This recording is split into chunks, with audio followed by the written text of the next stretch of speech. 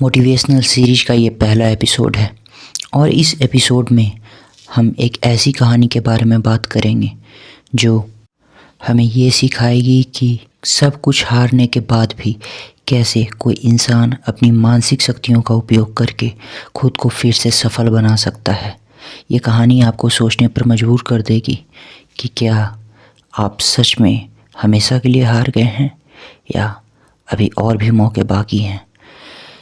इस एपिसोड को शुरू करने से पहले मैं चाहता हूं कि आप खुद से ये सवाल करें कि आप 20 सालों से भी ज़्यादा समय से अगर एक टॉपिक पे रिसर्च कर रहे हैं और एक दिन किसी एनिमल की वजह से कि आपके पेट की वजह से आपका वो सारा रिसर्च बर्बाद हो जाता है, आपके पास उस रिसर्च की कोई दूसरी कॉपी भी नहीं है, तो ऐसी हालत में आप क्या करेंगे।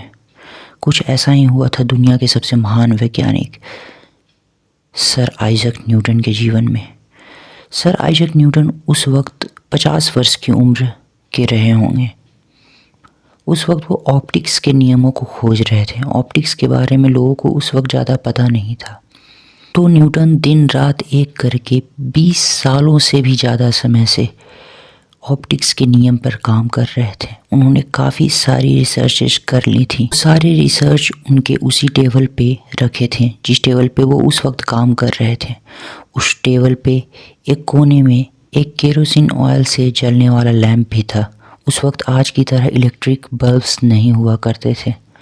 कुछ देर तक लिखने के बाद न्यूटन थक जाते हैं और बाहर टहलने के लिए जाते हैं। न्यूटन का कुत्ता जिसका नाम डायमंड था वो उसी रूम में एक कोने में बैठा रहता है।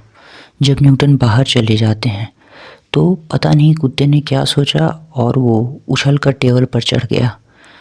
उसके चढ़ने की वजह से केरोसिन लैंप गिर जाती है और पूरी थीसिस में आग लग जाती है।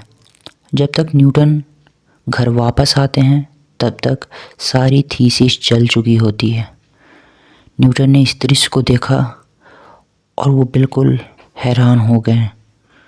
उन्होंने कहा, हे भगवान, ये क्या हो गया, मेरी 20 सालों की मेहनत। इतना कहकर न्यूटन चुप हो जाते हैं।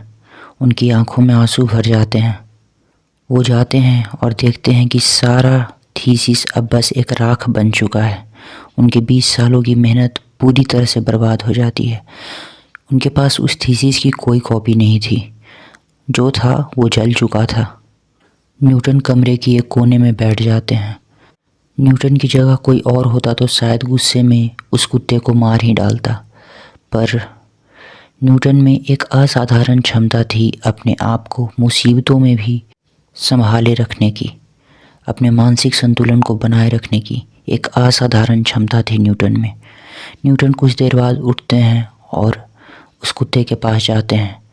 न्यूटन ने उस कुत्ते का सिर थपथपाया और बोला, डायमंड, ये तुमने क्या कर दिया। मेरी 20 सालों की मेहनत तुमने कुछ पलों में बर्बाद कर दी। इसके बाद कुछ दिनों तक न्यूटन निराशा में डूबे रहते हैं, पर फिर से अपनी सभी शक्तियों को एकत्रित कर न्यूटन ने रिसर्च करना शुरू किया।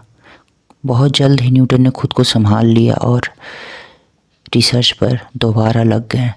कुछ ही सालों में रिसर्च पूरा हुआ और दुनिया को ऑप्टिक्स के नियम पता चले।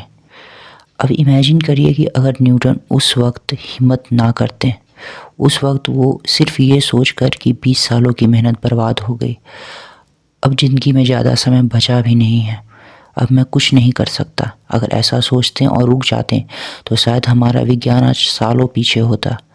न्यूटन के उस एक हिम्मत भरे फैसले के कारण आज हमारा विज्ञान इतना आगे है। आज हमारे पास ऑप्टिक्स के नियम हैं और हमने बहुत सी खोजों को कर लिया है उस ऑप्टिक्स के नियम के सहारे। इस कहानी से हम बहुत कुछ सीख सकते हैं। न्यूटन कहा करते थे कि जिन रास्तों पर चलकर हमें कठिनाइयों का सामना नहीं करना पड़ता और हमें सफलता मिल जाती है, उस सफलता पर हमें संदेह करना चाहिए, क्योंकि सफलता का मार्ग कठिनाइयों से होकर ही गुजरता है। कठिनाइयाँ मनुष्य को और बेहतर बनाने के लिए आती हैं। मुसीबतों से लड़कर ही मनुष्य और ज़्यादा शक्तिशाली बनता है।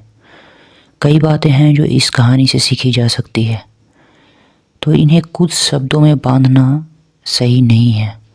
मैं ये आप पर छोड़ता हूँ कि आप इस कहानी से क्या सीखते हैं।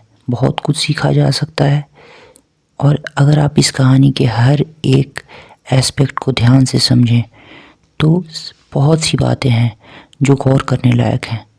तो मोटिवेशनल सीरीज के दूसरे एपिसोड में फिर से मिलते हैं। तब तक के लिए keep learning and thanks for watching.